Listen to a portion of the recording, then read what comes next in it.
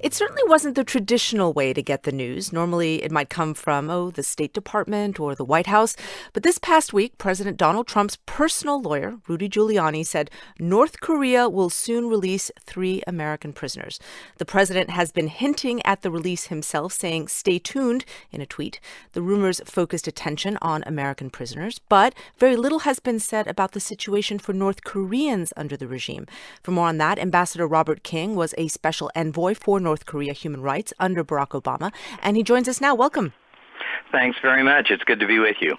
According to the UN, the North Korean government routinely enslaves, rapes, tortures, murders its own citizens. So I'm wondering, as a diplomat, how did you balance the need to hold them accountable against the sort of strategic need to control nuclear weapons? Part of the problem is that you obviously need to deal with the security issues, but at the same time, that doesn't mean you put the human rights issues into the background. You can also raise human rights issues as you raise these security issues. You have to be able to walk and chew gum if you're going to practice international relations. Yeah, you met North Korea's top nuclear negotiator in 2011. How did that go? I mean, how did you balance those concerns? Well, the primary reason that I was in North Korea at the time was to talk about the possibility of United States humanitarian assistance. The North Koreans made a request. We were looking at the possibility of doing that, and our negotiations focused on that. On the other hand, there were meetings that we had and also time that we had after meetings or in connection with dinners and that kind of thing to raise human rights questions.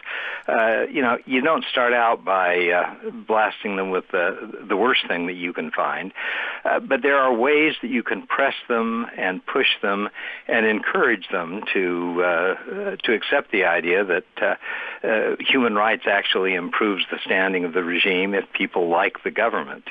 This administration eliminated the job you held. Do you think that matters? I mean, do you think this administration will even broach the issue of human rights? This administration hasn't filled a lot of the positions at the Department of State. The Special Envoy for North Korea Human Rights hasn't been filled, but there are also several other positions, including the Ambassador to South Korea, which has not yet been filled, although there is a candidate now.